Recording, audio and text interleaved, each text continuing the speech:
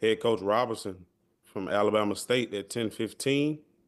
Coach Cedric Thomas from Alcorn State at 10:25. Coach Raymond Woody of Bethune-Cookman at 10:35. Coach James Colsey from Florida A&M at 10:45. Coach Mickey Joseph of Grambling State at 10:55. Coach Alonzo Hampton of Arkansas Pine Bluff at 11:05. Coach Kendrick Wade of Mississippi Valley at 11:15. Coach Bubba McDowell of Prairie View A&M at 11:25. Coach Terrence Graves of Southern at 11:35. Coach Chris Dishman from Texas Southern at 11:45. And Coach T.C. Taylor from Jackson State at 11:55. At this time, we ask that all media participants that are joining us on the call, if you have questions, please use the raise your hand feature to get your questions in the queue for our coaches.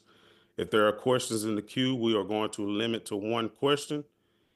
If we have additional time, please feel free to re-raise your hand to get a follow-up question answered. Please keep your lines muted unless you are actively asking a question, and please wait to be acknowledged prior to asking your question. We will pause momentarily. We will pause momentarily. We appreciate your patience.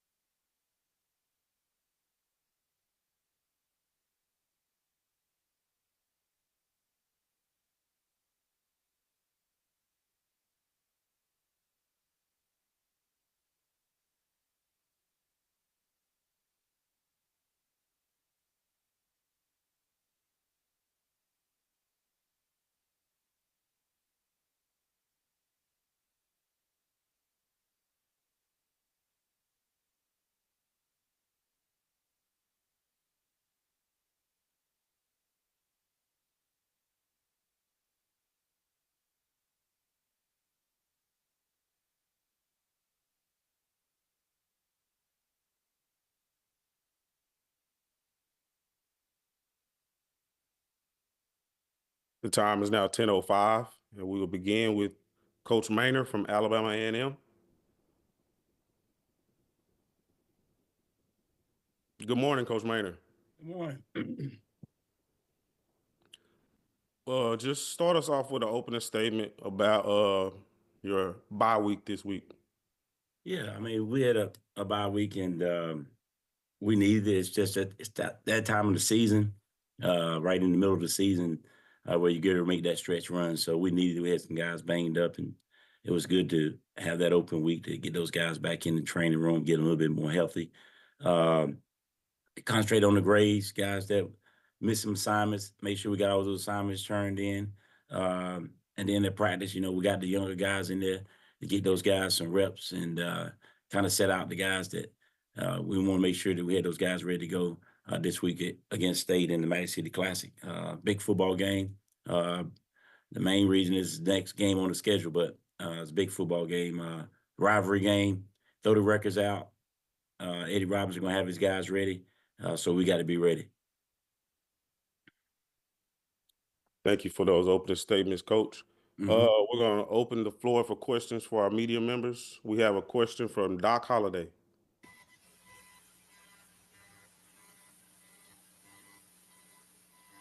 Can't hear you, Doc.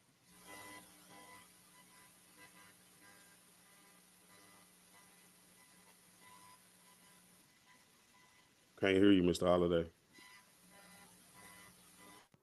All right, there we go. Can you hear me now? Yeah, we can hear you. Okay. How you doing, Coach?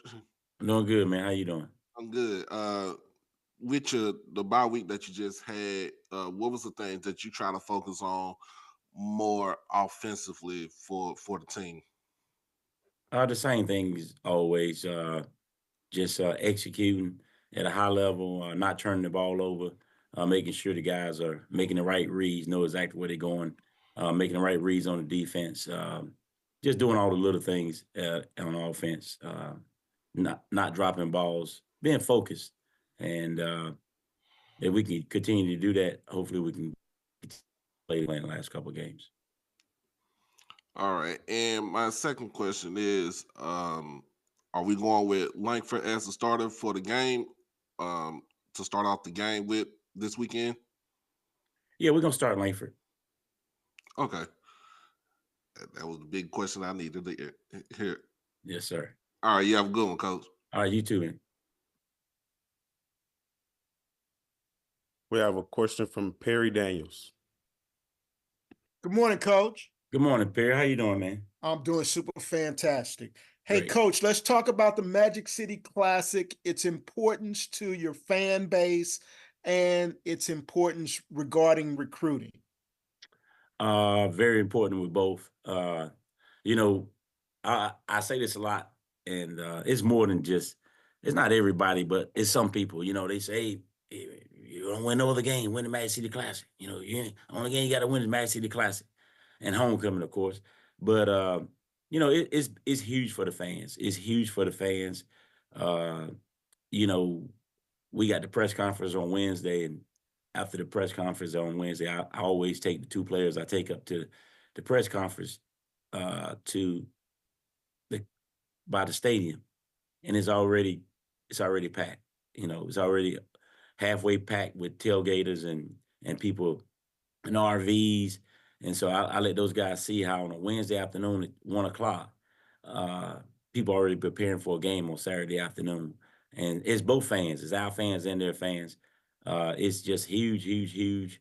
It's the last weekend in November, October every year. And you could just set it on your calendar, and people set their vacations for it. And it's just a huge, huge deal for both sides. And we need to make sure we can get back in that winning category again. Coach Roberts has done a great job the last 2 years, so we need to get back in winning that. And then recruiting, of course, is right up there in Birmingham. I think we have like 5 players right now that's on our team from Birmingham. So it's big for recruiting for us to continue to get those guys from that area. And so we want to put on a good show and have another good football game. Thank you, Coach. Good luck. Yes, sir. Thank you. Now we'll hear from Charles Bishop. Morning, Coach. How you doing? Good, Charles. How you doing? Doing well. I want to ask you, you have one of the top ranked offenses in the league, and of course, you're a brilliant offensive mind. But when you match up against this Alabama State defense, what are things that really stick out for you with regards to how they look on film? Oh man, they fly around. They swarm to the football. I think that's one of their slogans, man. Is all 11 to the ball, and they try to do it every play. But they're so good up front.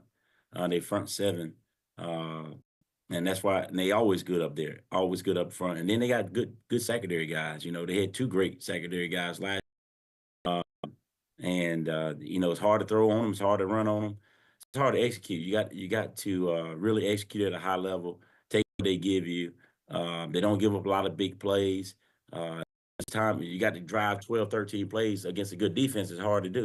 You know, either you miss execute or get a penalty, and it's just tough. It's always tough when you go against Alabama State. You know they're gonna be ready defensively, special teams. You know they're gonna be ready, and then they solid on offense also. You know they got some little backs that's tough to bring down, tough to tackle in open space. So we got to do a great job of tackling and hits this week, or those little running backs can be going on some long runs. So it's just tough, and they got one of the top defenses, and they always have one of the top defenses in the league. We got one of the top offenses, so that's why you play games. Appreciate that, Coach. Yes, sir. We're still fielding questions for Coach Maynor.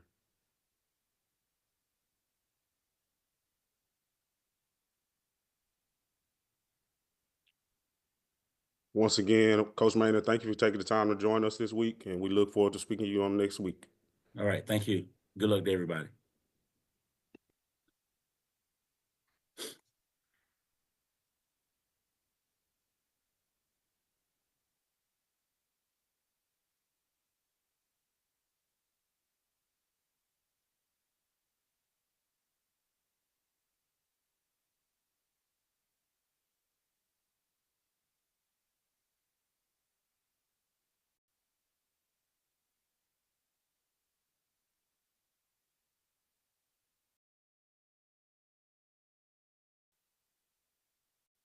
The time is now 10:12. We'll be joined by Coach Eddie Robinson of Alabama State at 10:15.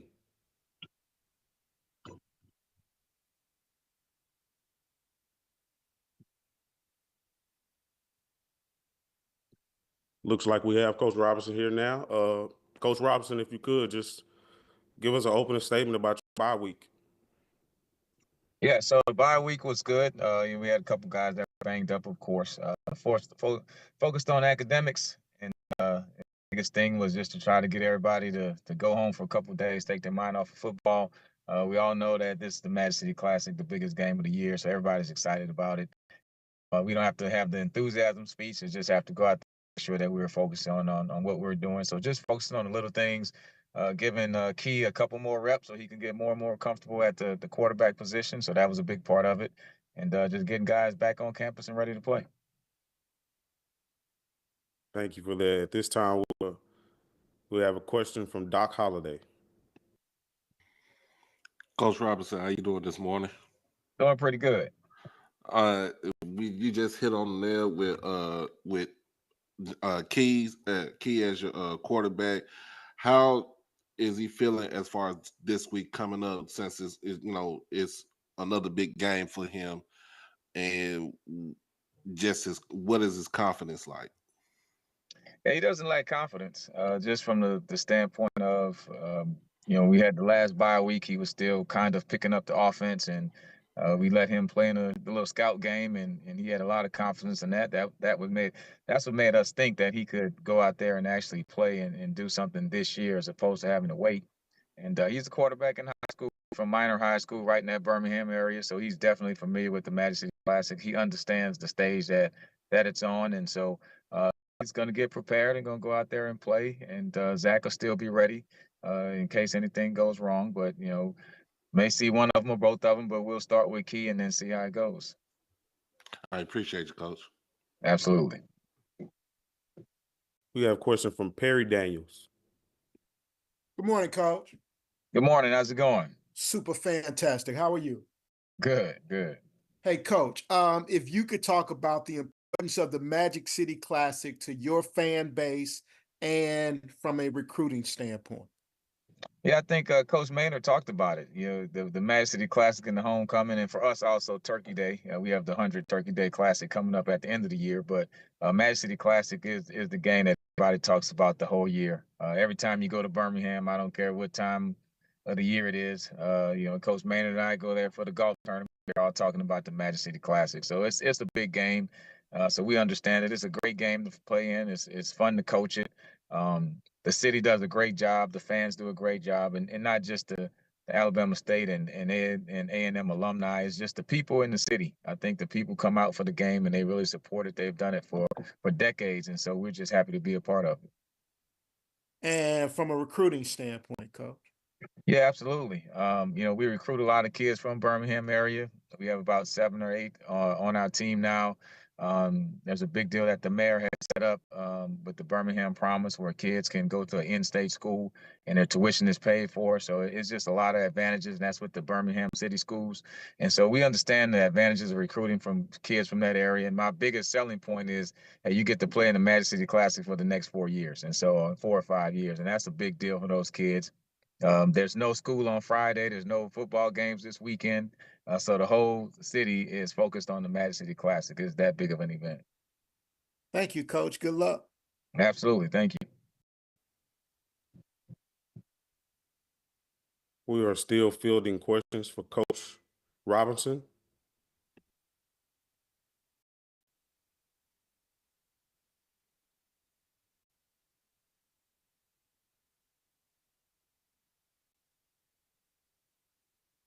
We have a question from Charles Bishop.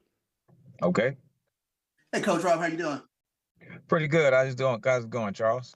I want to kind of follow up on what you were talking about in regards to Kareem Key, and just trying to kind of ascertain sort of the development process in that he's, you know, new to the position for you. But I did want to just kind of go into, like, what have you guys have been doing to sort of prepare him for the rest of the season? Well, I think the quarterback position, I've never played it. Coach Maynard probably could answer the question a little bit better, but it's one of those positions where you just have to have it.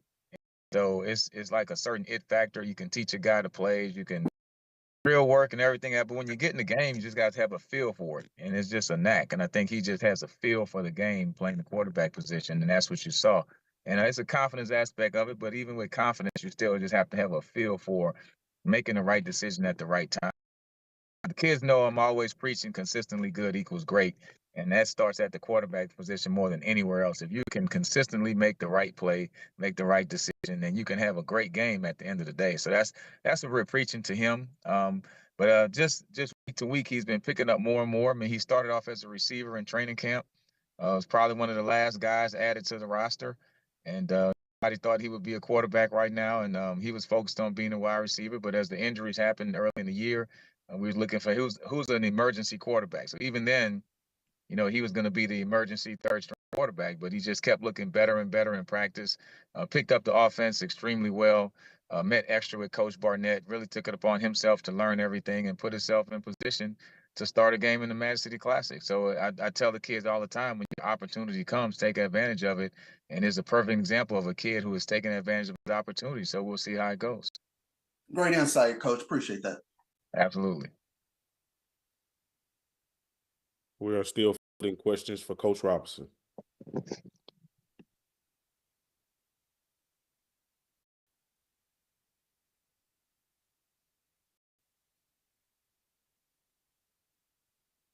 We have a question from Kendrick Marshall. Yeah, Coach. The importance of the classic aside, how important is it for your team to continue to stack wins, knowing that everything you still want to accomplish in the SWAC East is still ahead of you moving forward? I think both teams are in the same position as far as our position in the SWAC East. Neither team can afford to lose a game, so it's a lot of importance there. But I think regardless of SWAC records and everything else, is the Magic City Classic. So we've talked about the importance of where we are within the conference and the standings, and all we can do is win one more game. So we try to win today. So we want to win Monday, then win Tuesday, and give ourselves a chance to win on Saturday. But the for us, it's the Magic City Classic. Whether It's a big game in the East, and all of that is important. But the most important is just the Magic City Classic. So I don't know.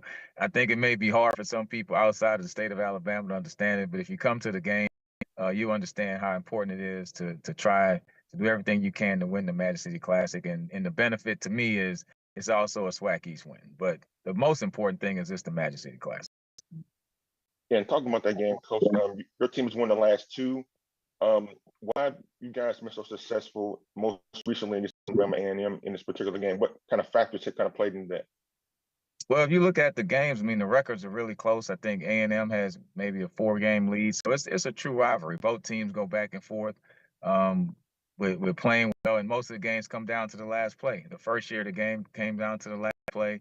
Last year, it was a play at the end where it was with more than a 7-point lead, but still, it was a close game the whole time. It was, a big play at the end of the half by them and then by us. So I'm expecting this game to come down to the last play. That's how it usually is, and both teams are going to play. Neither team is going to quit. If you're down by 21, up by 21, you're going to keep playing hard all the way to the very end, and usually it's going to be an unsung kid that's going to make a play. And so that's what we're expecting. And everybody has to be prepared, because when you have your one chance to make your one play, it could be a play that helps us win the game or the other direction. So we all understand the level of expertise and the level of attention to detail you have to play that type of game.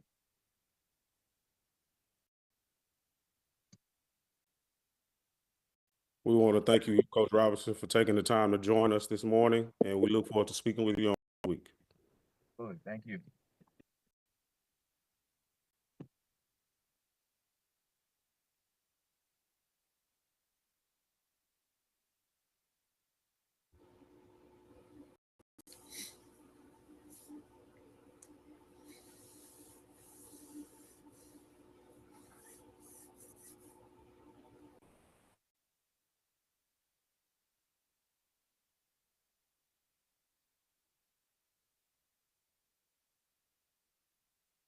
The time is now 10:22. We will be joined by head coach Cedric Thomas of Alcorn State at 25.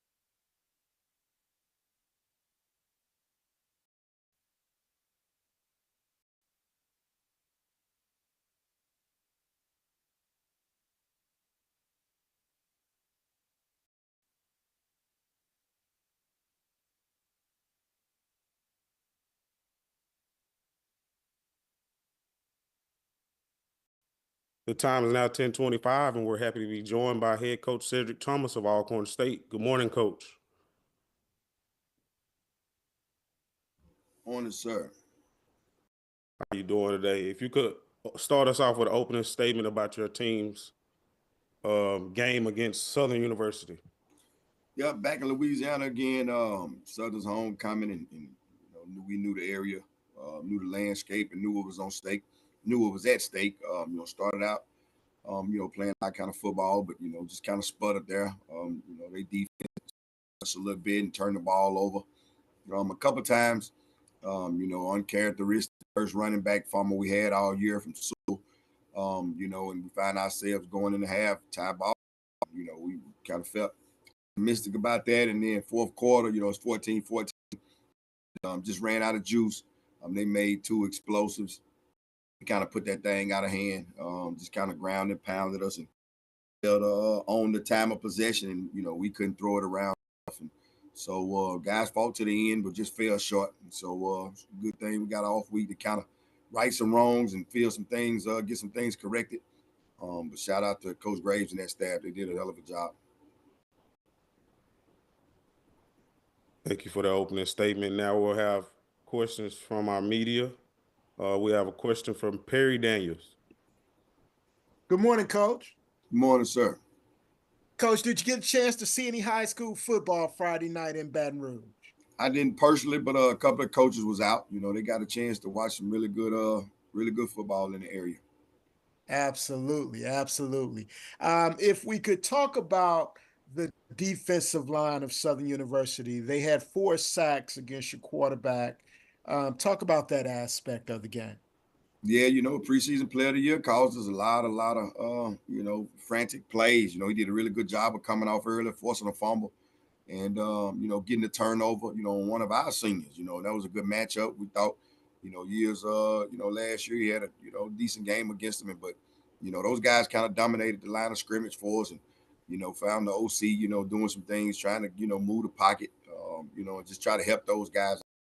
And they just, they beat us up front, and that kind of halted us from doing a lot of things just in the pass game, but also in the run game. And Coach Graves had those guys really rocking and rolling up front. Thank you, Coach. Yes, sir. We have a question from Stephen Robinson. Good morning, Coach T. What's up, Stephen? All right. I was just curious to know how you're going to handle this off week, and what do you expect to see from your team over the next number of days before your next game? We're going to get in, and we're keeping everything as is, just far as the preparation standpoint. So we'll get on Alabama State, knowing the game, but we'll check out the other games. So we'll meet, we'll practice a couple of days. We won't bang as much, but, clean up some individual work, technique work, fundamentals, things that we know, down the stretch can really alter a season. And so that'll be the main focus, just overall is getting healthy. We got some guys banged up, and get some guys treated, and then just fall off in the classroom, do a good job, make sure academically we on course, to hold up our end of the mantra, school is cool. So that'll be some things we can do. And the guys will be excited getting it back in Sunday to get this bad taste out of everybody's mouth in the building. And a follow-up question, if I have time, Coach. Your mentor, so to speak, Fred McNair, what was that like? Did you all have a chance to speak before the game? And were there any conversations after the game between you two? But what was the exchange like for a guy that you worked under prior to him going over to Southern? No, it wasn't in it. It was business. Business trip, for both parties. I know for me also, it was my team, just, Coach Graves' team. And, I didn't get a chance to see Coach, and I know later on down the line we'll bump into each other. But my focus and goal was to try to go in there and get a win and be 4-0. And over, it's time for me to get those guys, back to the race. Thank you, Coach. Yes, sir. We have a question from Doc Holliday. Morning, Coach. How you doing today? What's up with it, Doc? I'm doing Team gave up close to 300 yards rushing in this game to Southern.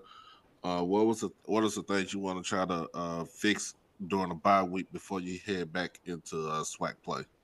We'll get some guys healthy.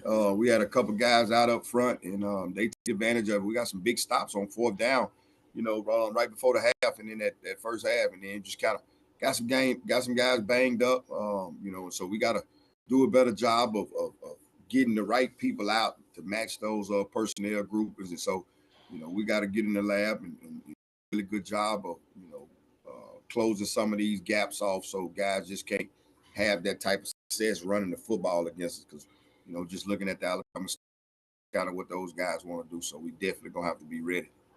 And my second question is, you want Xavier Vaughn threw for 76 yards, but he also had a key interception late in the game.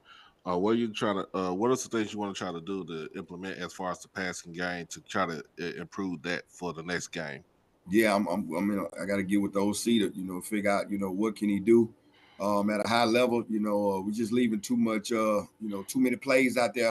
And in this league, you got to be able to throw the ball and be efficient. So, we're going to have some long, hard conversations about that going forward. That ain't college football. I think we could have got a Pop Warner team to throw more yards than that. And that's no slight to Southern, but we got good enough athletes that can get open, and we got to get the ball to them. All right. Appreciate you, Coach. Yes, sir. We're still fielding questions for Coach Thomas. Perry Daniels. Coach, with that being said about the quarterback play, is it possible we may see Tyler Macon at the quarterback position? It'll only be in the Wildcat spectrum. We got some things they can do, that he can do, but from back there, he's starting to nestle in at the role we got him at, but it could be somebody else. They can throw the ball and be efficient. Time to go over it, and kind of self-scout ourselves. I don't foresee me going to too many more football games where we can't throw the ball, more than 10 for 21 and 70-some yards passing. Thank you, Coach. Yes, sir.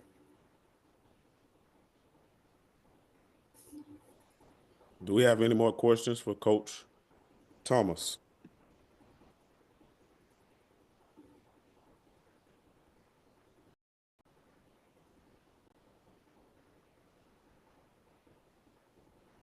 Well, once again, Coach Thomas, we'd like to thank you for taking this time out with us this morning, and we look forward to speaking with you on next week. Appreciate it, sir.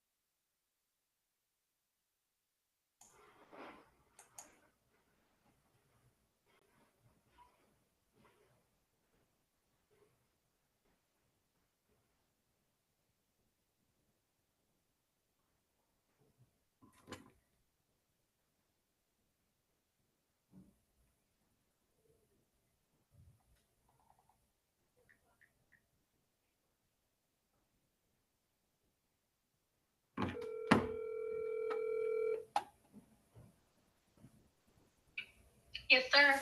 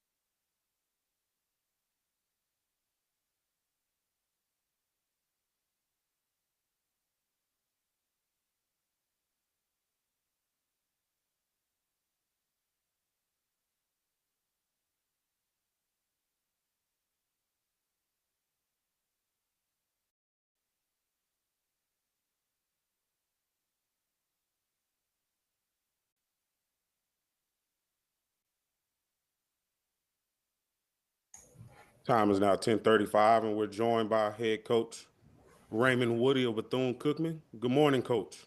Good morning. Yes, thank you so much, Coach. If you could start us off with an opening statement about your team's outing against Mississippi Valley. It was a really good environment. Coach Wade had those guys ready to play. It was their homecoming. We started off 2 early turnovers led to quarterbacks change, resulting in 2 touchdown drives before the half. Defense opened the second half with a stop, and the offense put field goal on the next drive in to extend the lead, and then defense got a goal line stop on 4th down, and the offense ran the ball on 16 to 17 plays to close the game out. Thank you so much for that. We'll open up the floor for questions. We have a question from Perry Daniels. Coach, congratulations on the victory. Thank you. Coach, would you say that your team came out and played like they expected to win this week? Yes, I would say that. I mean, obviously, last 2 weeks, in and out of hotels, practicing at different facilities. I'm proud of the guys. It's been a long road, and that's why you put yourself in those adverse situations to see how your team going to respond, and they responded well. Excellent, Coach. And your team has had some real life challenges more than just a game. Let's talk about where they are mentally, Coach. Where is the morale of your team currently?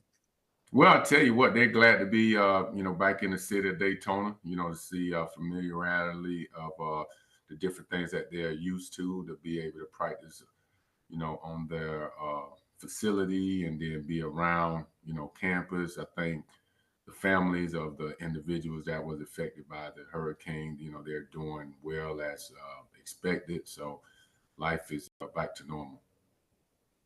Thank you, Coach. Good luck to you all. Thank you. We have a question from Doc Holliday. Good morning, Coach. How you doing today? How you doing, Doc? I'm doing good. Recently, your team has kind of went away from the pass. You started to run the ball a little bit more with over 200 yards rushing in this last game. Tell me some things you want to try to implement in for the next game against Jackson State. Well, I know Coach Taylor gonna have those guys ready to go.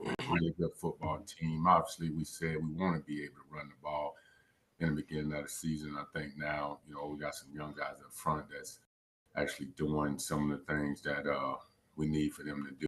And freshman at tailback, then as he's starting to his own. So we definitely want to be a team to be able to run the ball. You got to be able to run the ball and to be able to open up the pass. So I'm happy with the guys being able to, run the ball, and especially the guys up front opening those holes.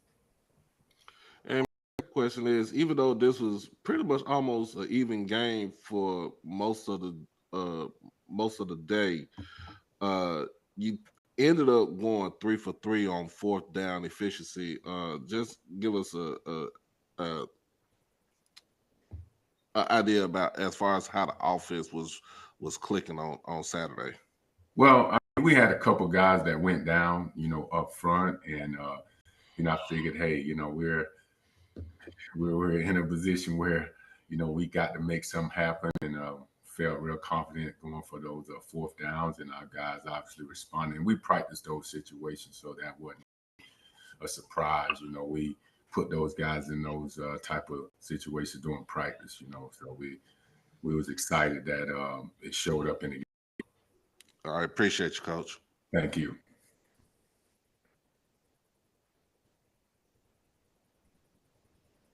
We're still fielding questions for Coach Woody.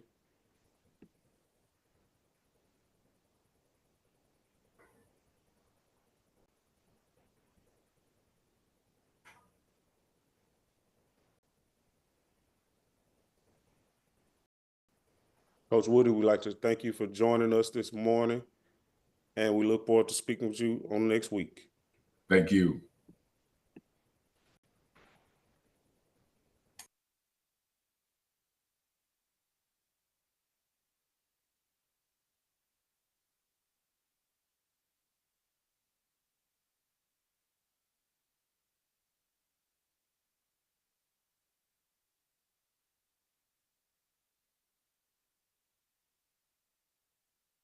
The time is now 10:40.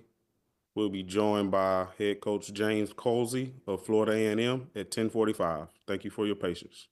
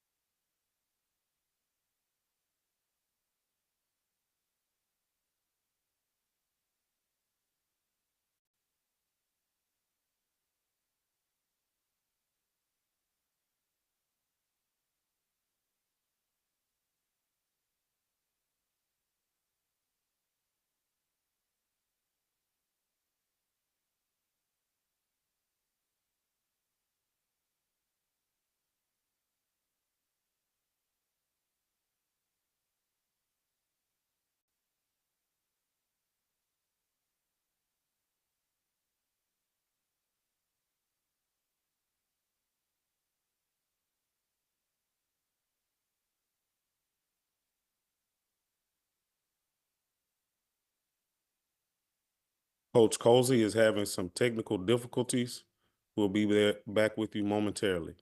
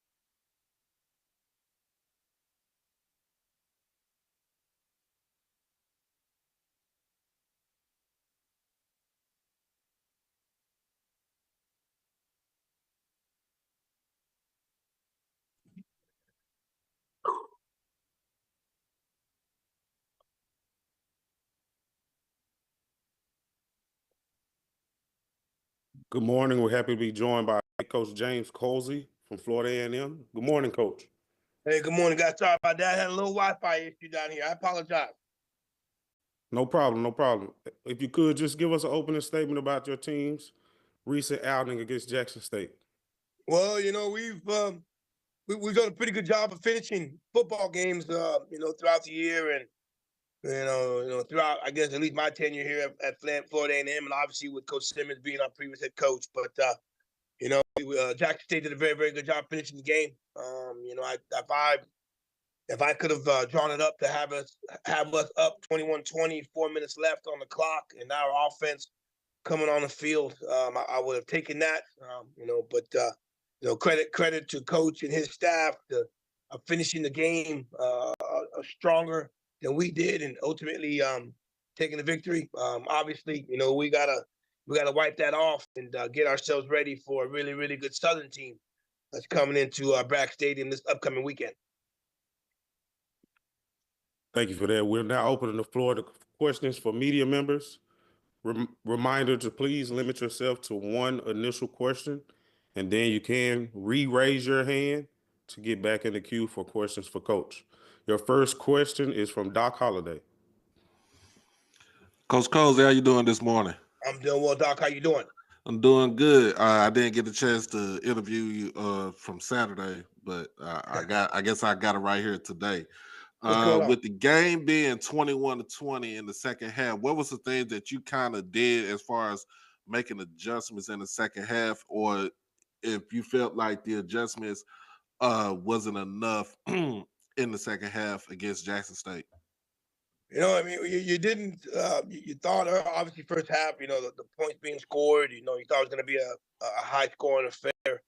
You get a bunch of turnovers in the second half on our end, right? Where we might have maybe derailed some of their drives. And then we as an offense we couldn't run the football. So I wouldn't necessarily say it was adjustments. I just thought guys, we did a good job of calling the turnovers. They did a great job of stopping our run, and then making us less effective on third down. Well played football game. Well played football game, I thought. Obviously quite a few turnovers, but they were caused, right? Daniel Richardson's fumble was caused, right? We had Kendall Bolden's interception was a great interception. So you had some high caliber players. But you had two high caliber teams with some really, really good players making plays, and the last two big plays were made by the team who won the football game. So, I'm credit to them. You hate to lose a game like that, especially when you feel you put yourself in the best possible situation on the road against a very, very good football team. But credit to them. They finished where we did not. My second question is the hit on the sack, fumble recovery for a touchdown late in the game. What was your feeling about that?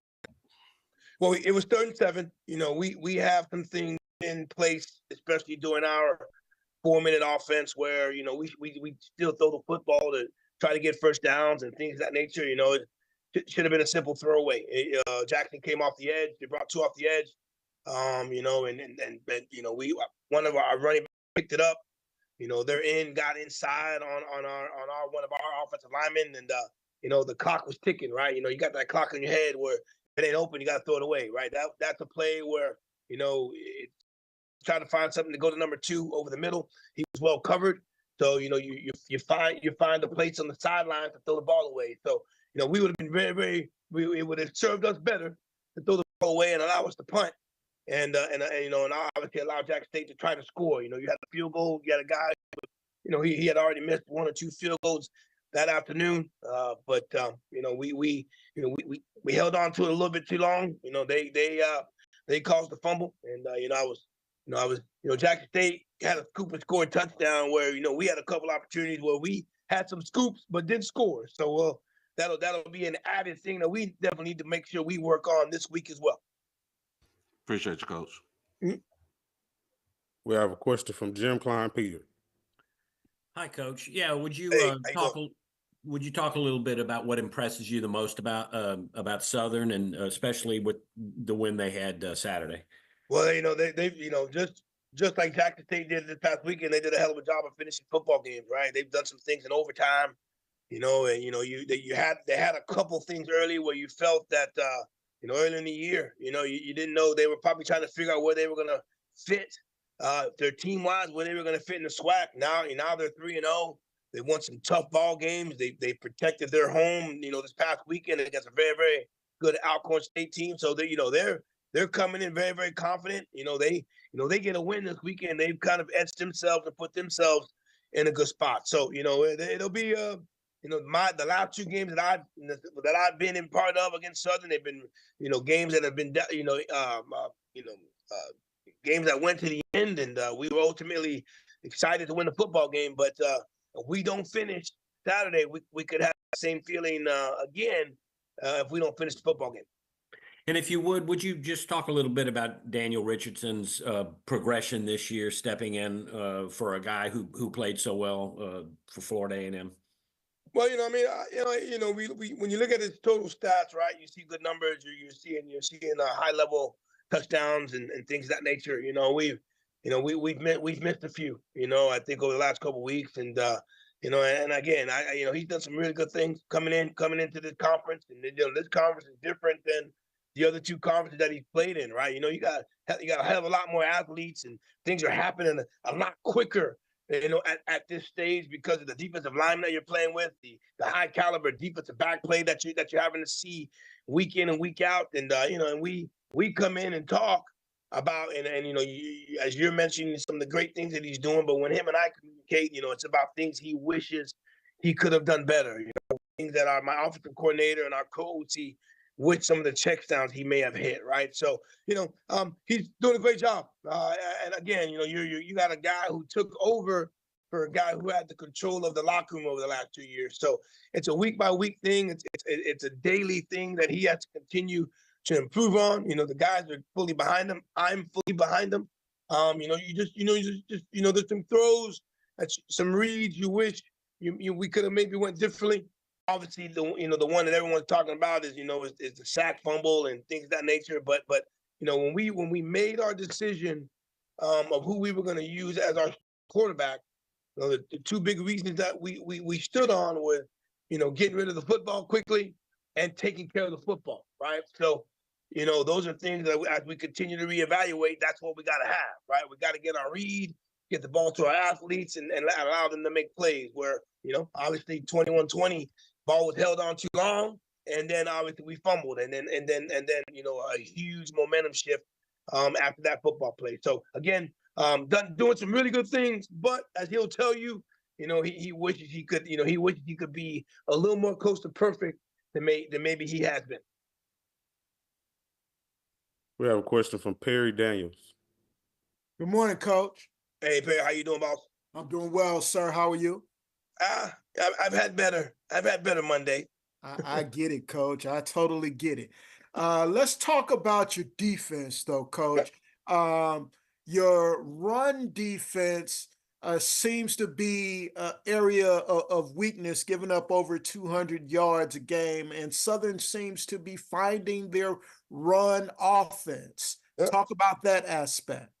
Well, I mean, I thought we held on pretty well this past weekend. But you can't with the athletes in this conference. You can't miss a tackle, right? We had a great hit on my man on the 54-yard run where if we lock our arms, it ends up being a 5 to 6 yard gain where we miss a tackle, and now the guy's going 54 to 55 yards for a touchdown. So, I love we're playing more gap sound than we may have been earlier in the year. Now we just, again, it's going to kind of go back to us just finishing tackles, right? Quarterback Jack State.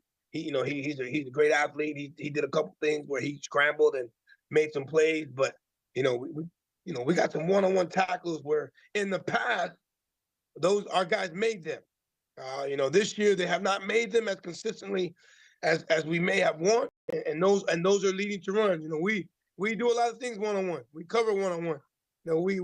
Our individual, our one-on-one tackling. We work on that constantly and consistently, right? And those are things that we have to continue to get better with, because a lot of the things that we have to do because of our defense is in the open field. So, if we don't improve on that, our rushing yards are going to continue to stay in the upper 200 yards. But, you look at that 54-yard touchdown run, our star fits the gap the way he's supposed to fit it.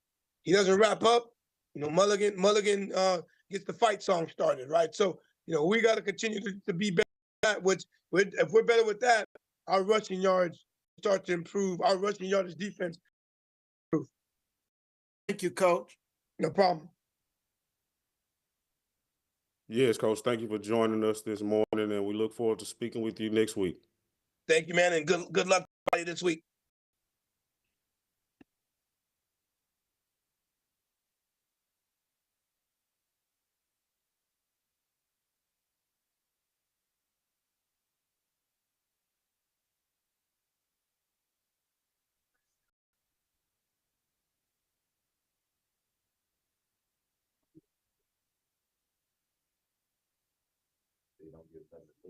Yeah. But Leno been found the money for the indoor facility already. He just said we got raising millions. I'm on this call right now. Good morning. We're now joined by head coach Mickey Joseph of Grambling State. Good morning, Coach. Good morning. How y'all doing? Doing well. If you could give us an opening statement about your team's outing against Arkansas Pine Bluff. Well, it was good to get back in the win column. The kids played hard. We asked them to focus and we asked them to finish. We asked them to win the middle eight, and they did their part.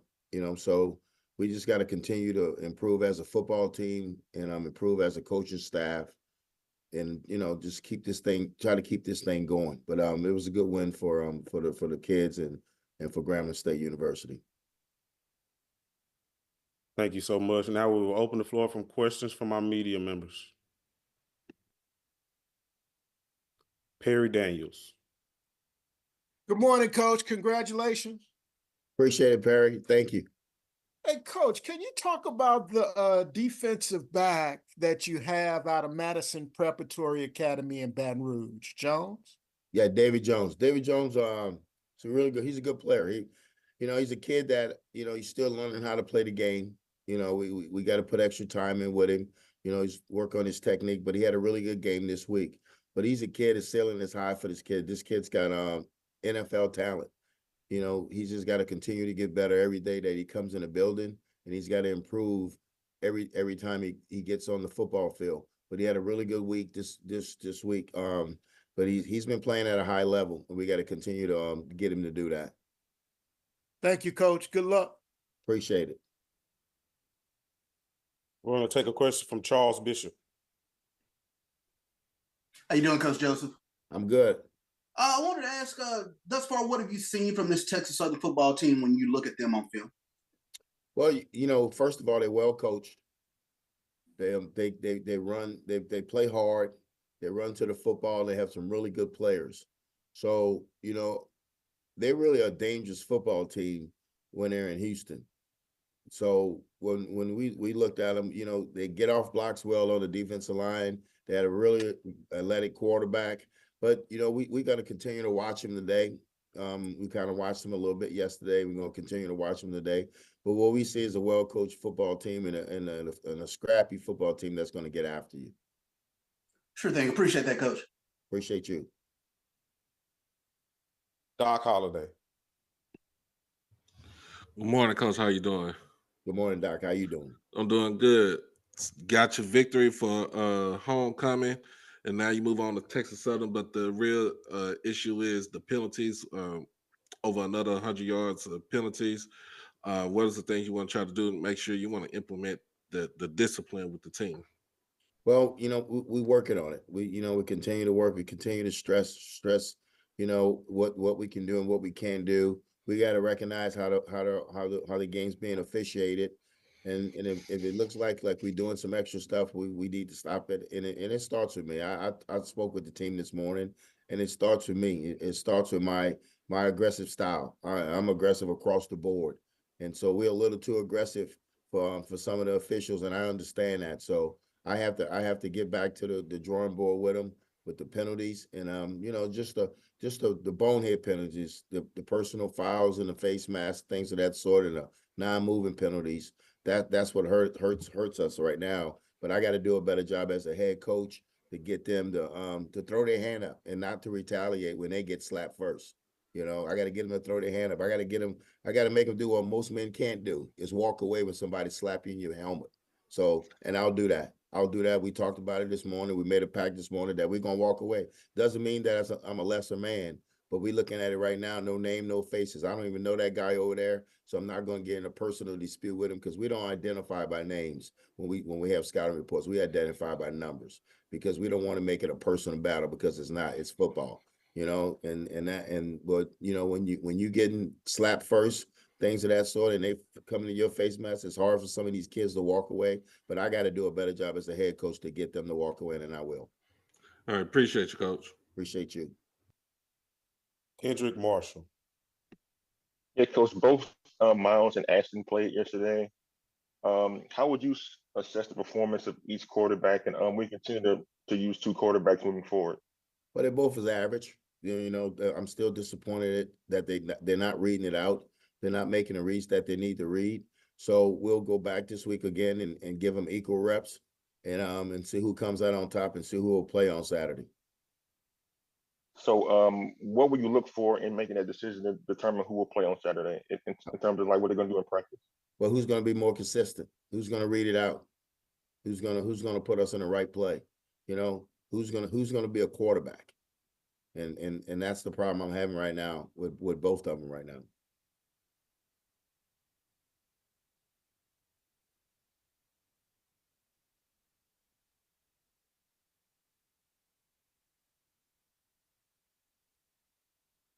Coach Joseph, we want to thank you for taking the time to join us this morning. Yes. And we look forward to speaking with you again next week. All right, appreciate you. And good luck to you fellas this week. I'm out.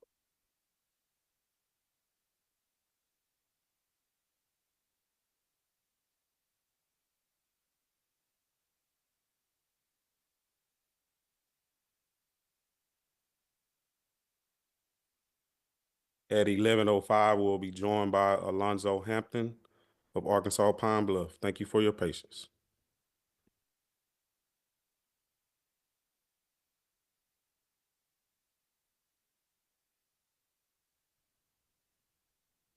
Time is now 11:05, and we're joined now with head coach Alonzo Hampton. Good morning, Coach. Good morning. Good morning. If you could just start us off with an opening statement about your team's last outing against Grambling. Obviously, wasn't the result we wanted. Felt that we had the opportunity to win the game. Just made too many mistakes in the fourth quarter. Didn't get it done. So it's time to get back to the drawing boards, get ready to play the next game. Thank you for those comments. We will take questions now, beginning from Tanner Spearman. Good morning, Coach. You know, homecoming this week for you guys. I remember last week after homecoming, we talked about the crowd that you had for that game, and you were hoping to see that kind of crowd every week. If you win this week, you'll be 3-1 at home. How far do you think that would go toward getting the fans to buy in and be able to show up to the games again because they believe there's a good chance that the Golden Lions are going to win? Well, I mean, obviously it's homecoming, but that has nothing to do with anything. There's people in the state of Arkansas, Pine Bluff, Arkansas. They're prideful people. The legacy for dear mother, we know it'll be packed. But at the end of the day, we don't care if anybody's in the stand. I know they'll be here because they've supported us all year. And obviously, for homecoming, crowd's going to be a little more excited. And we just need to continue to get better every day and come out here and perform the way we know we can. It's obviously been a little frustrating because you've had an opportunity in every game you've played. And so we need our home crowd this week to kind of get us over the hump. Obviously when everybody's homecoming, it was a nice crowd down there, the place we just played. So, but our kids will be excited, number one, because like I said, it's homecoming, but homecoming doesn't happen unless you win the game. And Coach, there was a stretch of games here earlier this season where first 1 or 2 drives, you all were coming out scoring every time. In the past couple of weeks, it's been about toward the 3rd drive before you finally got the offense going. What do you need to see from these guys to come out to those fast starts that you were having once again? Well, at the end of the day, people are doing a good job, but we go back and we watch every game, and we're making the errors. I mean, and I don't mean this negatively towards anybody, but I mean, we're stopping ourselves. It's pre-snap penalties. It's guys missing blocks. The quarterback's doing a good job of checking it. Guys are not hearing the call. If we just tune in and be consistent with our teaching from the meeting rooms to the practice field, like I said, we're stopping ourselves a lot of time. Obviously, the past week, we had 76 plays for only 332 yards, and we had penalties at the wrong time. We're driving the ball, we get knocked back. So our offense is doing a pretty good job. We just got to be able to stay away from the penalties that's killing drives. And that's what's happened in the last 2 came out. The first couple drives, and guys are doing things not coached to do. And so we have to do a better job. I got to do a better job. Make sure they understand the importance of locking in when the game starts, like we have been doing early in the season. All right, thanks, Coach. Harry Daniels. Good morning, Coach. Morning.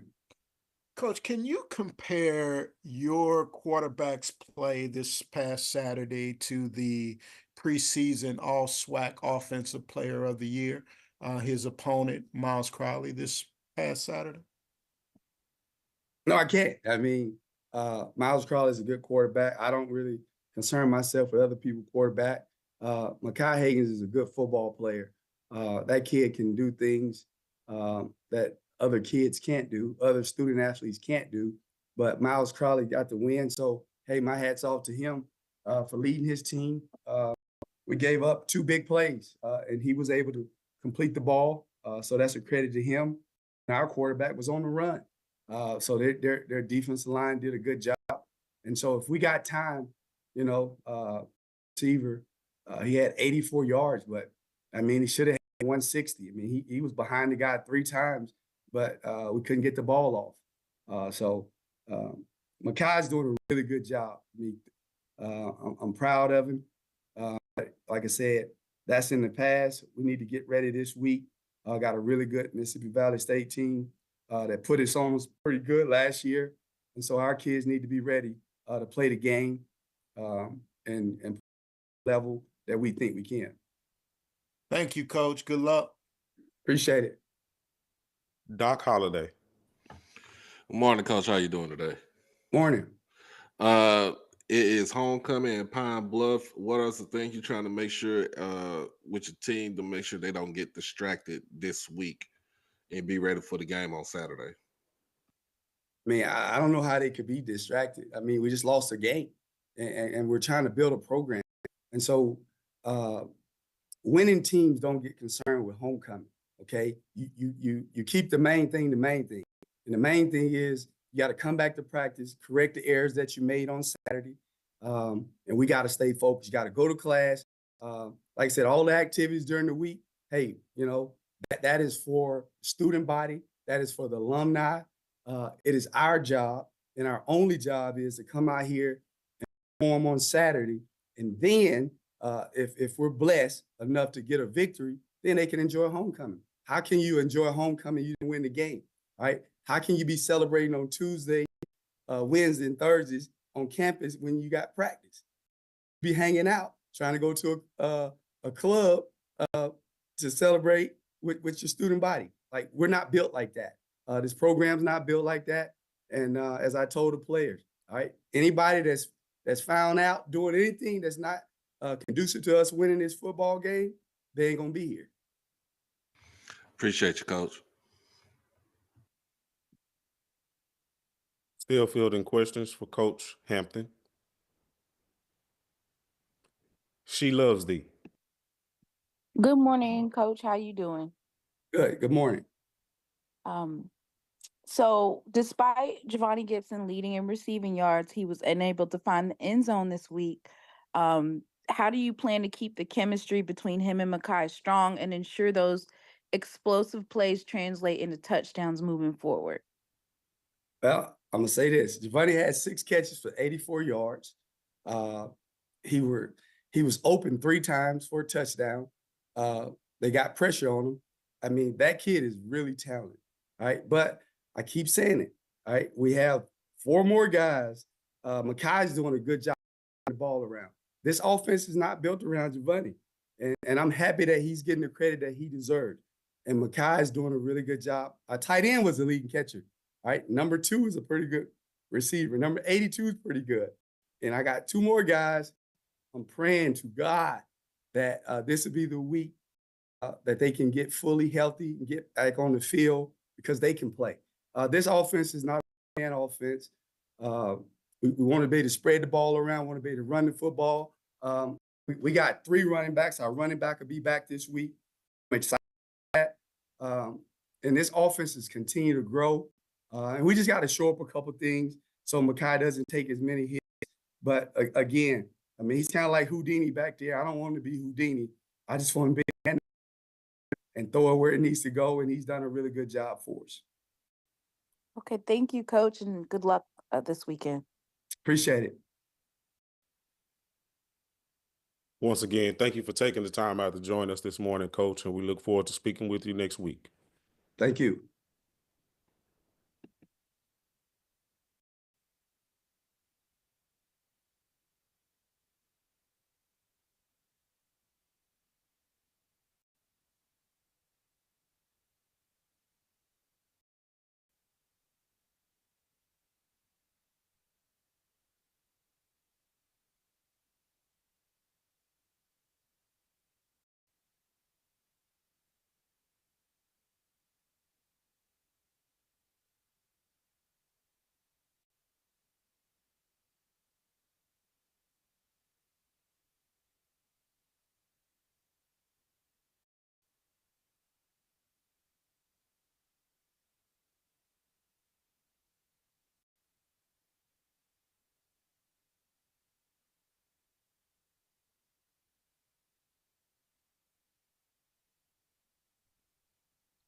Good morning. We're happy to be joined by head coach Kendrick Wade of Mississippi Valley.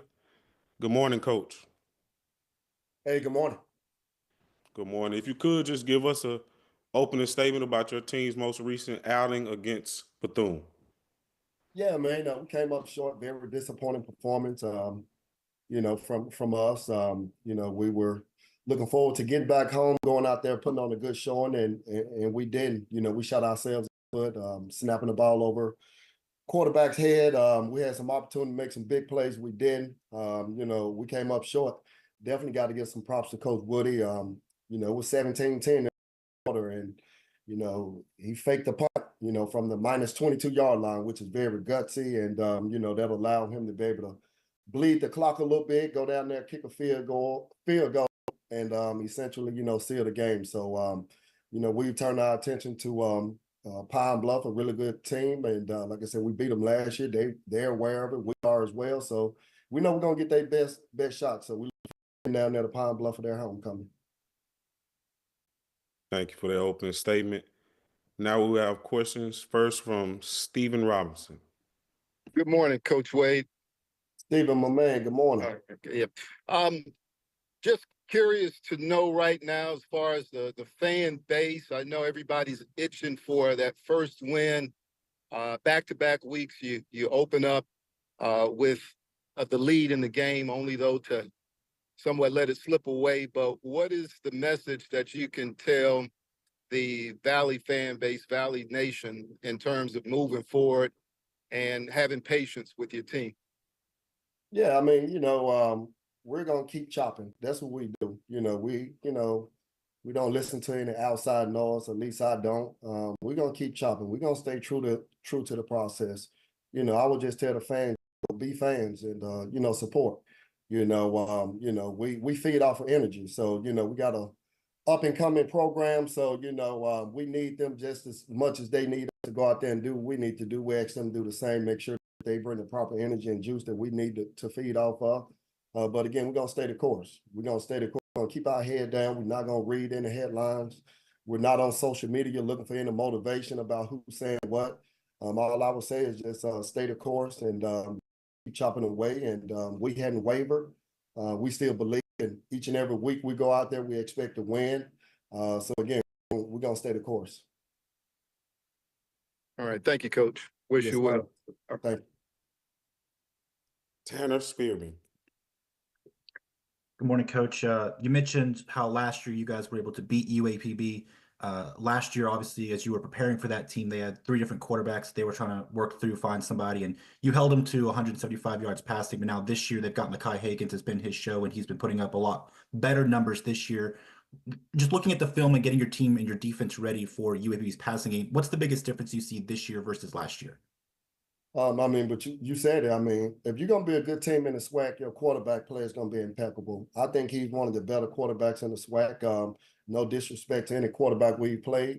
We think he's probably the best one to date. So, again, we got to be good. We got to be willing to cover. We got to put ourselves in some situation where we play man-to-man. We got to try to get to him to get him off his spot. When he's comfortable, he can stand back there and sling it around. You're in trouble. So, again, we got to get some pressure on this guy. We must get this guy off his spot. We got to keep him uncomfortable. We got to mix some coverages up. And like I said, because if he knows where you are, where you're going to be, this kid can beat you. He's really good. He's a dual threat guy. And like I said, our work is cut out for us. But again, it's a great opportunity to go out there and get our first one. So I can tell you this, we're not laying down to anybody. We're hungry, we're ready, we need one. And we're looking forward to getting out there this weekend. All right, thank you, Coach. Yes, sir. Doc Holliday. Coach Wade, how you doing today? Doc, good morning, my man. You had as far as for Saturday, your offense kind of clicked to where you almost had 100-yard rushing with the Fabian Fant, and then you had Nathan Renberg go for over 100 yards receiving, and also Jackson Davis out there getting quite a few catches in the game. What are some things you want to try to implement as far as this week when it comes down to UAPB? Well, I can tell you this, Fan had only 2 carries, and I'm pissed about that. That would not happen next week. He's one of the better playmakers in the SWAC, and we got to get the kid the ball a little bit more. When he get the ball, good things happen for us. So we have to be intentional about getting him the ball more. Nathan Renberg is a good football player. He was suspended the previous week, came back this week, and he went out. He played pretty good as well. Jackson Davis, the best player in the conference. Jackson Davis got stopped at the 1-yard line, the one-on-one. I told Jackson, man, you got to get in the end zone. We got the ball at the first and goal from the 1. We didn't get it in. And again, we got to be able to put the ball in. But again, your playmakers got to make big time plays. And we're excited about those guys. But like I said, we got to feature our playmakers more. I told offensive coordinator, it's about players, not plays. So again, we got to make sure that we're implementing and putting things in place to go out there to highlight and showcase our, opposed to, trying to run out of plays that we want to run. I appreciate you, Coach. Yes, sir. Stephen Robinson. Yes, Coach, just if you can comment a little about Pine Bluff, and I know you've already done your scouting and perhaps even watched them on film, but what stands out about their team and some of the challenges they could pose for you? If you're gonna beat Pine Bluff, you better be ready to put up some points because they can score. I think they're prolific offense. They can put up points. They got some playmakers on the perimeter. The quarterback is really good. And if you guys been listening to Coach Hampton, he got a couple more guys in the garage that he ready to pull out as well. So you must be able to score. 10 points is not going to be Pine Bluff. 14, 17 points is not going to be Pine Bluff. You better be ready to put up 30 points if you're going to beat Pine Bluff. So again, we're looking at them. We see where they are. They're a really good team, but so are we. So our focus is still on us. If we go out and do what we're supposed to do, there's no disrespect to anybody we play. We give everybody their proper respect. That's what we do. But again, it's all about us. If we go out and play the way we're supposed to play and do the things that we're supposed to do, we know what we can do. So again, we continue to shoot ourselves in the foot. We just got to be better. And again, our focus hadn't changed. So again, it's still more about us than it is about Pine Bluff or any other opponent that we face. So again, we have to be locked in and focused on doing our job, Stephen. And that's what we focus on. We got in yesterday, had some honest conversations about some things that we need to improve on. And we look forward to attacking those things. All right. Thank you, Coach. Yes, sir. Thank you.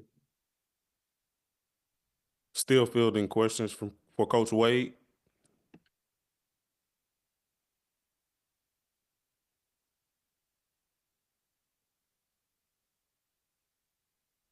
Coach Wade, we want to thank you for taking the time to join us this morning, and we look forward to speaking with you next week. Yes, sir. Thank you.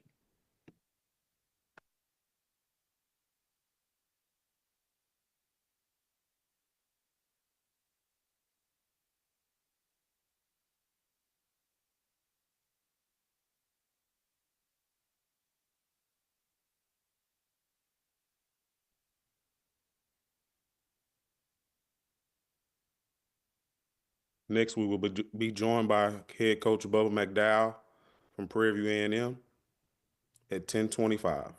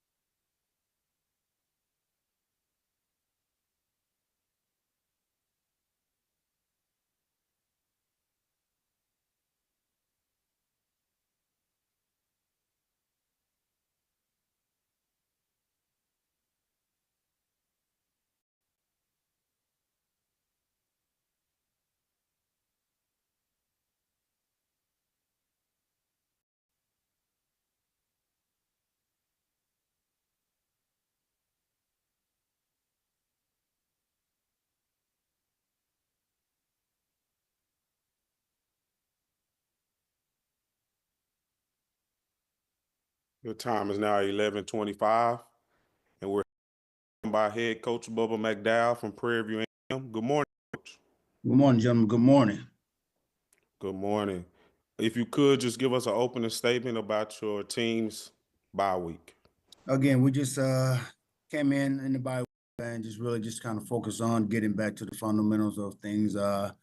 Just from trying to get things done the right way as often as possible again, and get it done out there on the practice field so we can make sure that is carried over into game time. A lot of situation games that we were in. Again, we'll just kind of shot ourselves in the foot a little bit and wasn't able to get the victories. So again, it was just more of us the fundamentals of things, offensively, defensively, self-scouting each other and seeing what we better to get better to win football games, and so that's what we did the off week and basically more importantly, should I say, got guys healthy.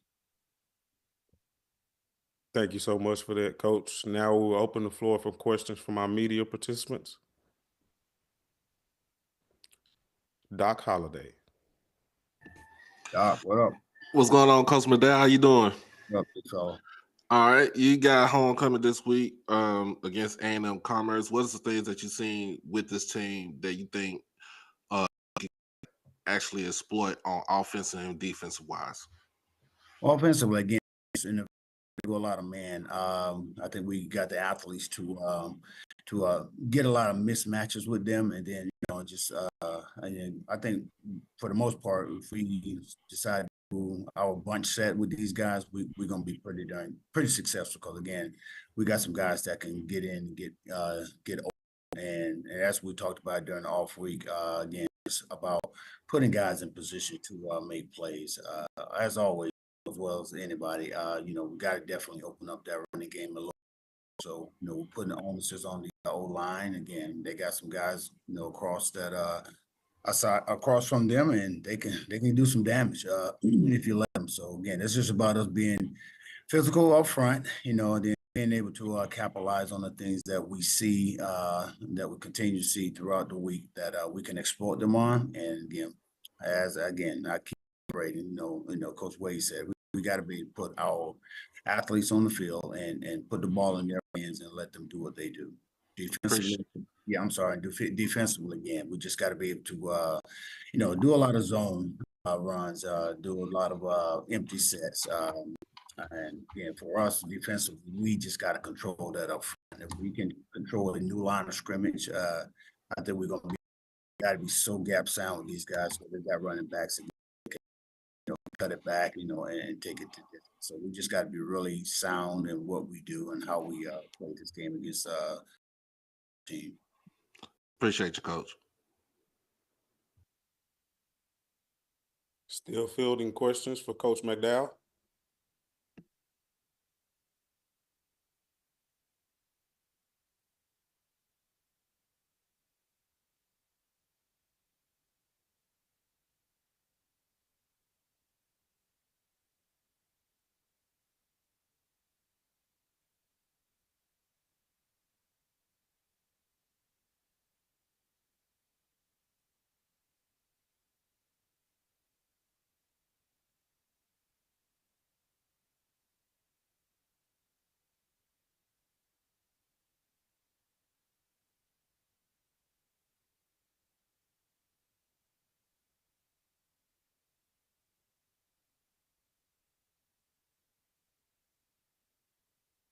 Coach McDowell, we want to thank you for taking the time to join us this morning, and we look forward to speaking with you on next week.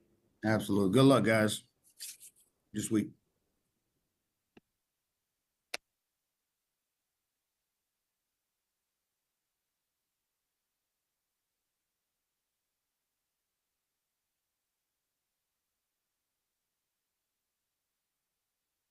Up next, we will have Coach Terrence Graves from Southern University at 11:35.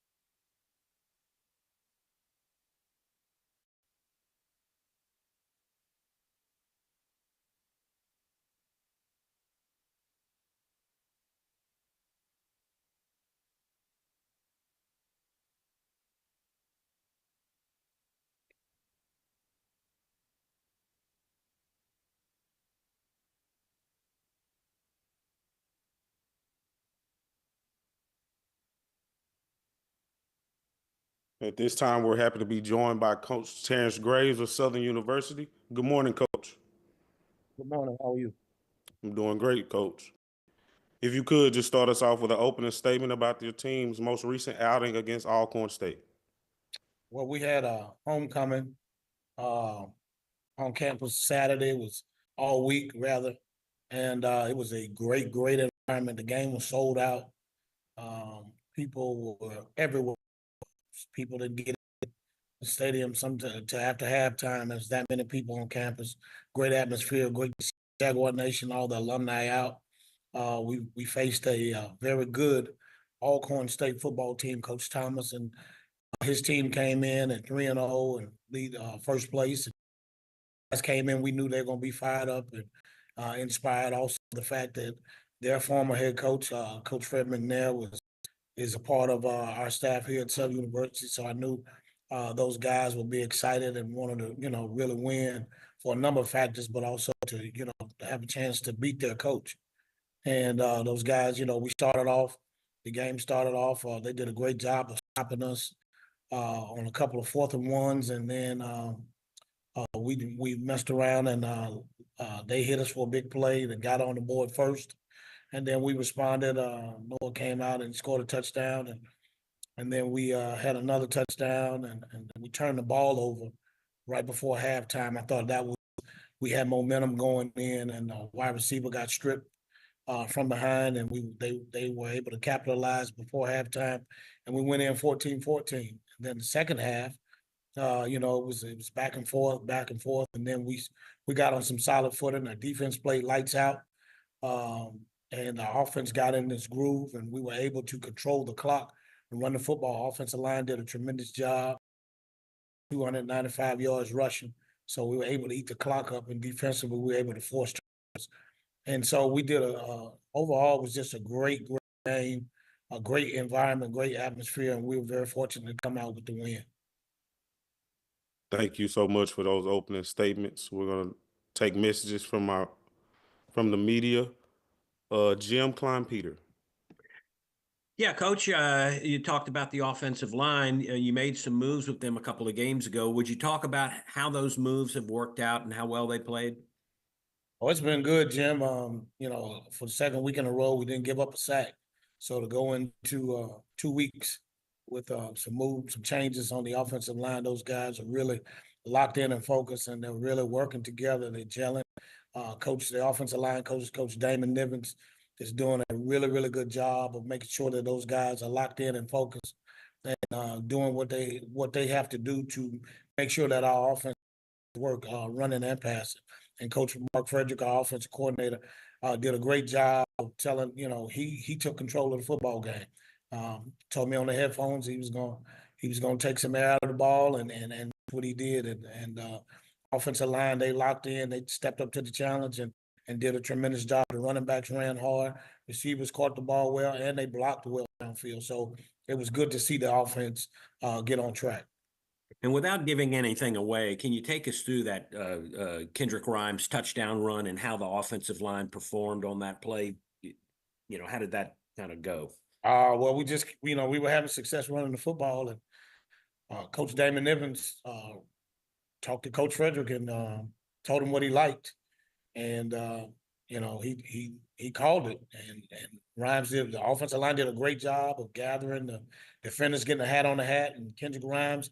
He trusted it as we always tell him to trust it, and he hit where he was supposed to hit. And once he did that, and once he gets out in the open, it's hard to. Very few people are gonna catch Kendrick Grimes when he gets out in the open full speed. So it was just him being Kendrick Grimes doing a great job of creasing it and finding the end zone. Thank you, Coach. Welcome. Perry Daniels. Congratulations, Coach. Thank you. Let's stay on Kendrick Grimes. Make a case for him being the SWAC Offensive Player of the Year, Coach. Player of the Week. Well, he had 133 yards rushing and a touchdown. He did a great job. Kendrick does a great job of blocking. He does a great job of catching the ball out the backfield as well. He's also a really good special teams guy. I leave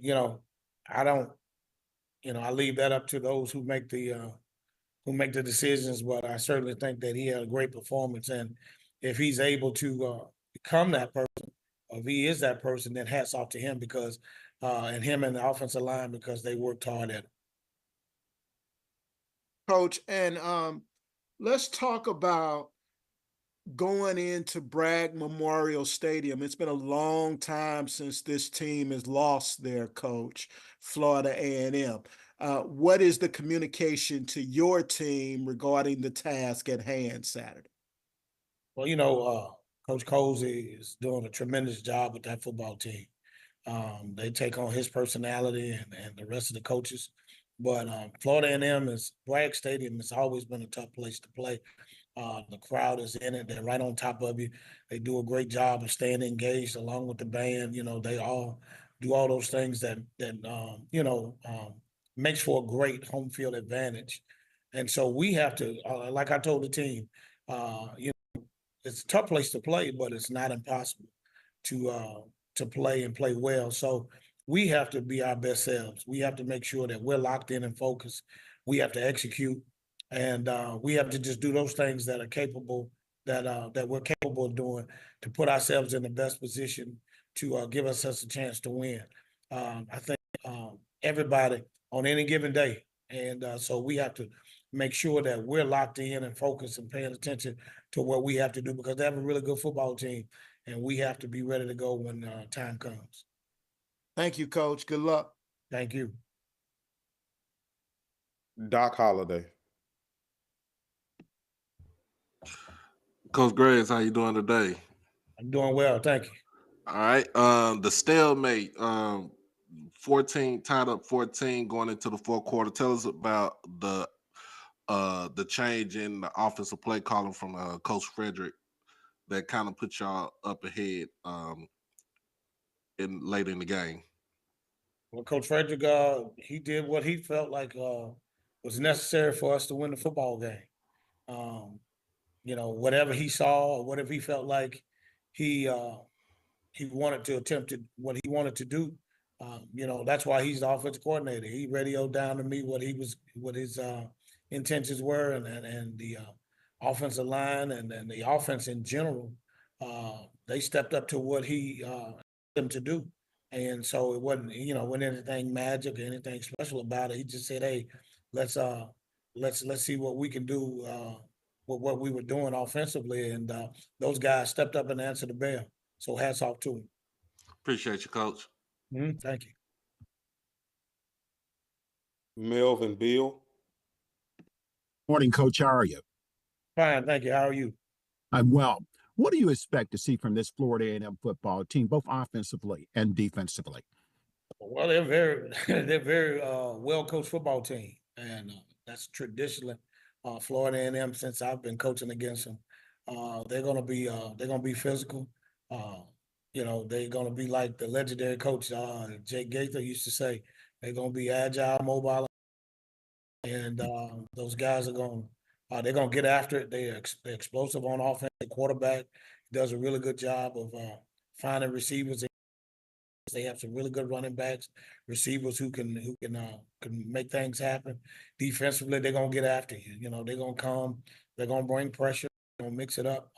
They do a good job in the secondary and at the second level, the linebacker spotters. So and then they're solid in the kicking game. Those guys are well coached. They're aggressive. The thing is, again, we have to be our best selves. And so we have to be our best selves. We have to pay attention to detail. We have to make sure that the way we're able to execute because they have a good football team and we have a good football team. And so it's just going to be a matter of the guy who makes the most plays, who executes the best, will give themselves the best chance of winning the ball game. Thank you, Coach. Thank you. She loves thee. Good morning, Coach Graves. How you doing? I'm doing well, thank you. Good morning. After there was a defensive battle in the third quarter, and your special team, Joshua Griffin, was able to get on the board in the fourth quarter with that field goal. And then, of course, you guys ended up pulling out a win, and you've secured the lead in the SWAC West. What is your message to your team about maintaining focus and consistency for the remainder of the season with the SWAC clinching the SWAC West in your sights? Well, I basically tell them what I always tell them. You know, we live in the precious present. Can't worry about what's behind us, what's in front of us. We got to be right here in the here and now. And it's a great win. I told them after the game, it's a great win. Let's enjoy it for these next few hours, and then we got to turn our focus to the next opponent, which is Florida A&M. And as I tell the media, I tell everybody, you know, when you look at the championship, I look at the championship as an elephant.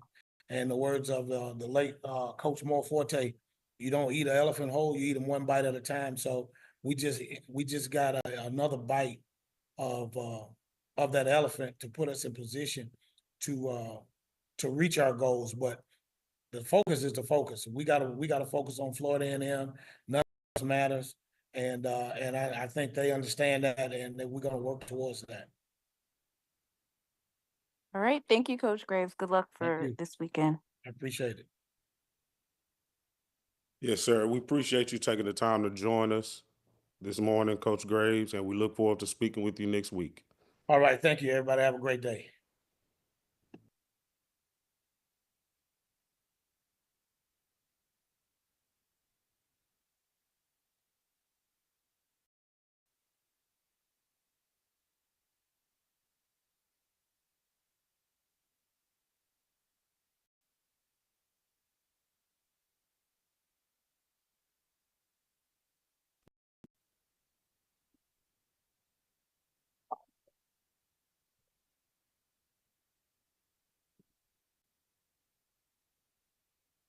We're happy to be joined by Coach Chris Dishman of Texas Southern. Good morning, Coach. Good evening, everybody. If you could just give us an opening statement about your bye week. Well, we practiced everything that possibly can happen in a football game. We practiced it, went over it, not just once, twice, several times we've done that. Even though we practiced before, it's always good to get a refresher. The only thing we didn't practice is be at home and be visitors. So we never practiced that. Thank you so much for that. We'll take questions from the media, starting with Charles Bishop. How you doing, Coach? How you doing, Charles? How things going? Doing well, sir. I wanted to ask this question in taking a look at the bye week.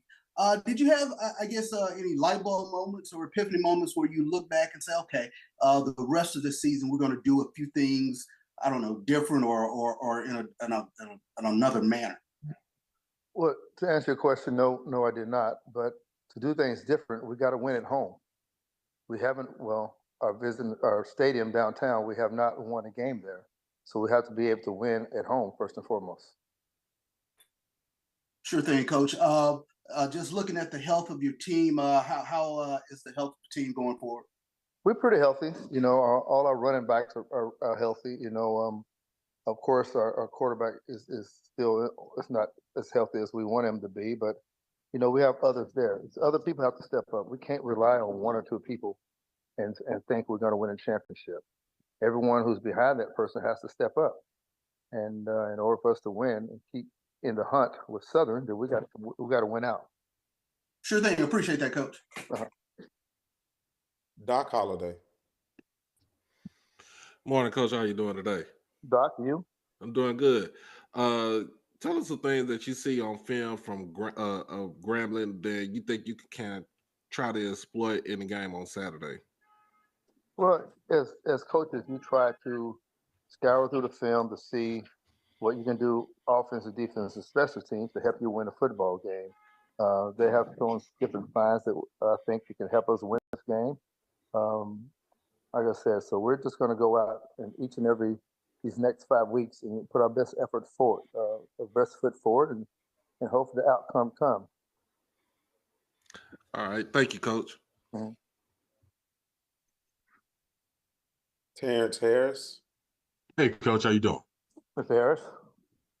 Hey, I wanted to ask you, in this first year, and I know it's still early, but what's been the biggest thing you've learned as a head coach, with this program? The biggest thing I learned is, as coaches, we are now people. We always and always will be a noun person. We have to have stuff now. And the biggest thing I learned is there's no tomorrow in coaching. It's always the now. And that's what I've learned of. Some people works in tomorrow, where we work is in the now. So I've learned to have a little bit more patience and try to do it tomorrow, but tomorrow can get you fired. That's why I try to work in the now. Okay, thanks. And also, you mentioned the quarterback situation. Who do you plan on starting this week, or do you even know at this point? I don't know. It depends on who have a good practice today and this week. That's who will start. We're an equal opportunity team. Those who perform well in practice will start. Okay, thanks, Coach.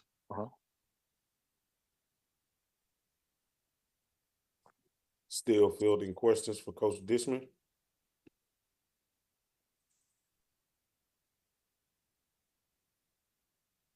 Mr. Harris.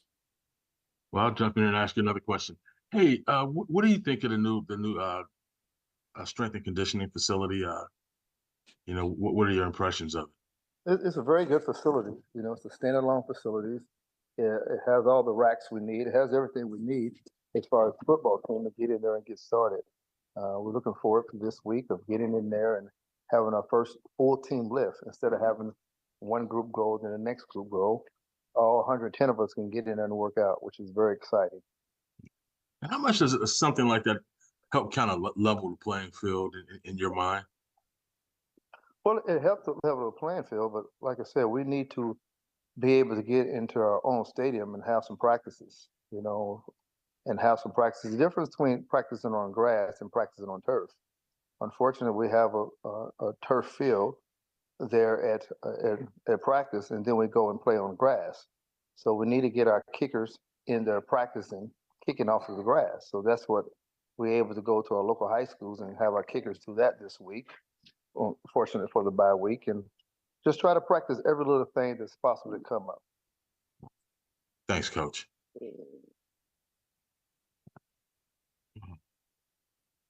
Do we have any more questions for Coach Dishman?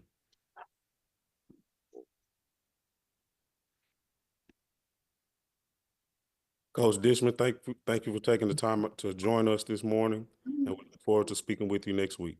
All right, sounds great. Have a great one.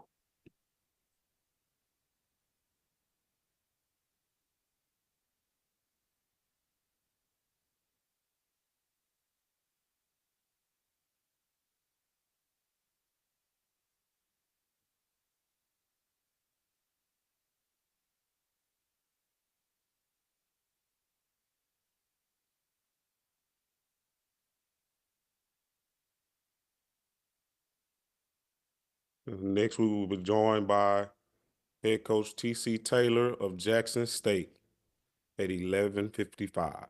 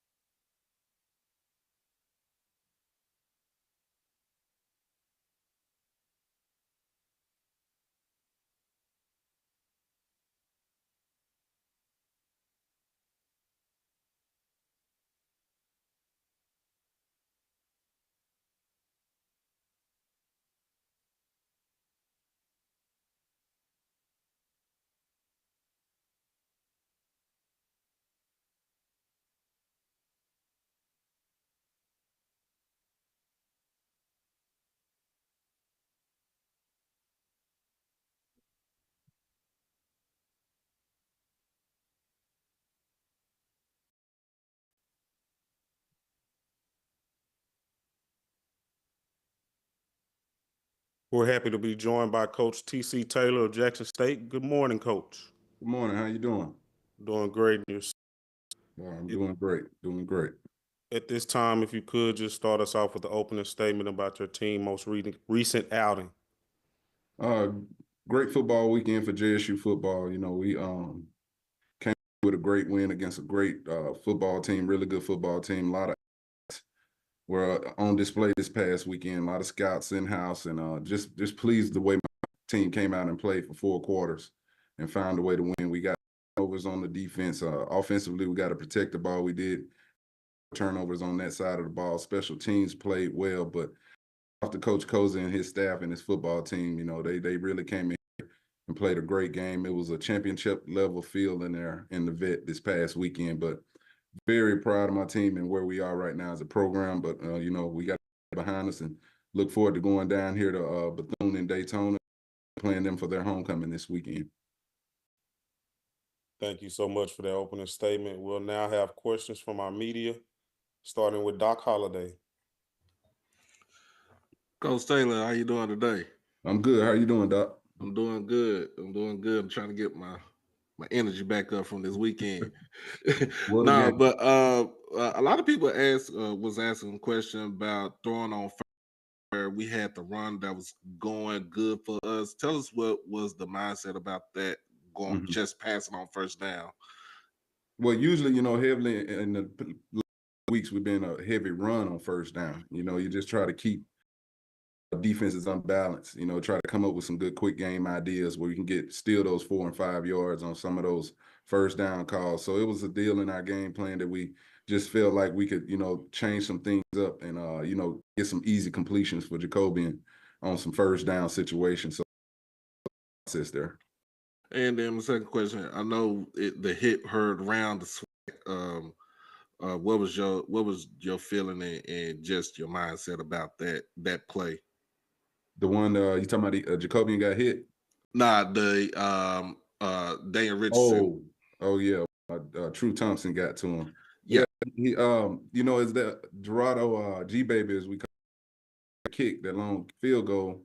The defense was jogging past him, and you can hear we finna go get this ball back. You know, we finna go find a way to get. True just did a great job. Our D tackle did a great job of, you know, defeating a double team. He splits a double team, and you know, he just laid into him. You know, he checked up, ran through the guy's chest, did a good job of creating a turn. And Philip Webb has been playing good football as well all year. For him to pick that up and get it in the end zone was awesome. Just a big time play. And, you know, I played a lot of games in the, you know, and coached some games in the vet, but that was probably the loudest I ever heard it get on that particular play. Yeah. Thank you, Coach, and you have a good one. Thank you. Kendrick Marshall. Yeah, Coach. I could help not notice that you were pretty fired up about the outcome of the football game. You were really enthusiastic with your assistant coaches and your players. How much does the win mean for you, and why did it mean so much to you? It's just the way that they dominated us last year, you know, and we know what this game, this means for our program. You're talking about a team that was ranked FCS nationally, you know, one of the top teams in HBCU football. So as a head coach, I get the energy level up and make sure our guys are playing at a high level, make sure these coaches, you know, are coaching at a high level. But, you know, it means a lot. It means a lot. But I told the team today, you know, the rest of the way, you know, the word is complacent. I don't want to get complacent and just get up for the FAMU game. We got to play hard in each and every game that we got going forward. But still a lot of football. You know, still the East is undecided, the West is undecided. So we still got to play good football and go out here and execute each and every weekend. Just want to talk about the defense. I know True made the big hit, the sack fumble at the end of the game, but your defense held FAMU to no points in the second half. What adjustments did you guys make to kind of make that happen? Well, that's all on our defensive coordinator and that defensive staff, Coach Quinn. You know, they had 3 explosive plays and those 3 touchdowns in the pass game. And then, like you said, after that, our D-line turned up their level of play. Our 2 linebackers, a phenomenal football game, Reed Pulliam and Ashton Taylor. They got after, you know, we talked Thompson hit right there in the forced fumble, but Reed Pulliam comes back the next series and, and dislodges the ball, and Asher Taylor, the other linebacker, recovers it. So, and for them to take the heat off of the A&M game, they didn't play their best game, and for them to come back fun, I can't say enough about those guys, on the defensive side, the coaches as well as players. Appreciate it, Coach. No problem. She loves thee. Hey, Coach, how you doing? I'm good. How are you? I'm good. I'm good. So it's a big emotional win for FAMU, and you're taking it's a comfortable lead in the SWAC East. How do you plan to keep the team grounded and focused, especially heading into a matchup with Bethune-Cookman for their homecoming? So what's going to be the approach to maintain that intensity and avoiding any letdowns? Today I told them we just got to keep practicing and preparing like we've been preparing each and every week. We know that was a big win for us, but that didn't decide the Eastern Conference yet, the Eastern Division yet. So we still got a ways to go, and they understand that. These dudes really practice hard each and every week. The three days we're out there on the practice field, they get after each other really well, and they want an opportunity to win the East. And they're doing that. They're preparing like that, and that's how they're approaching these football games. But they know we still got a long ways to go before that's done. And just as a follow-up question, in the first half, we saw FAMU was running this kind of play where they would clap their hand and then kind of like calm themselves down. They'll kind of fake look to their side of the coaches, and so that would make the DBs relax.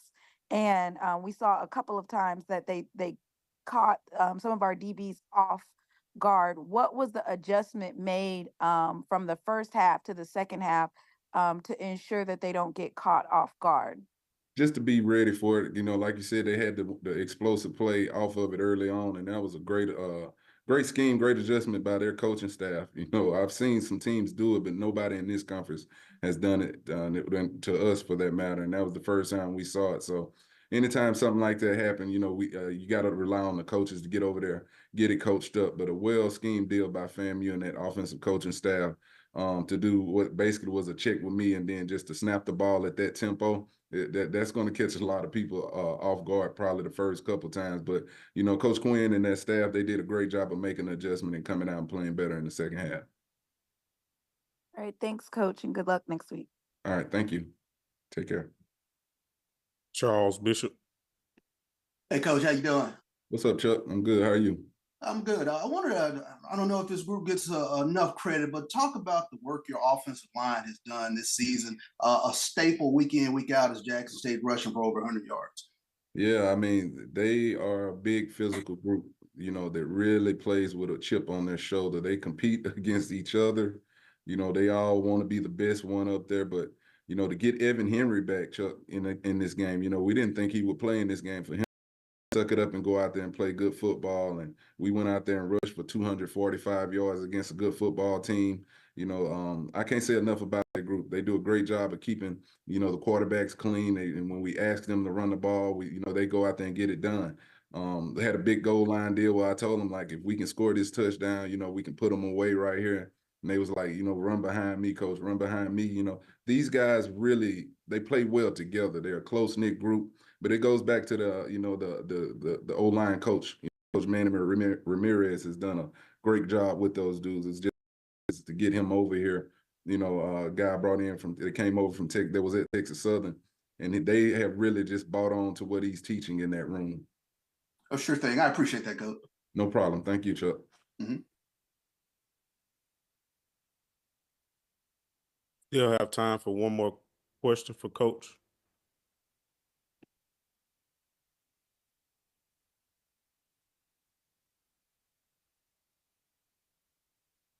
Doc Holliday.